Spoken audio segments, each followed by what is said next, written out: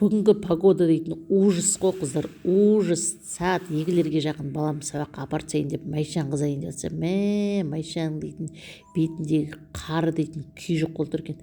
Айда курткамның жеңімен алдым да қайдан шықса онан шықсын деп нелерін, қардың бәрін осылай жеңімен бәрін түсіріп тастадым.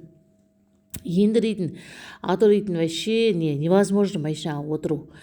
Одан бір мезгілде бардым да ар жағынан балам келіп отырды, мен келдім деп мына жағынан келіп ненің Майшаны қыздыруға отырдым. Содан бір мезгілде Майшан үшін мән бермей ақ қойыңдар, осында біреу әйел адам дейді деп айтады ғой, күйі жоқ болып жатыр, ішінің балшығы дейтін. Алдында да, оның алдында да жаңбыр болды, не болды, сонымен әлі жүр Майшан жуылмай. Бұйырса ертең күн дейтін ашылғасын жуыламын ғой. Содан телефон держательге мына жерге телефонымды да қыстырып жатырмын жалма-жан, тағы да ары қарай дальше түсірейін деп.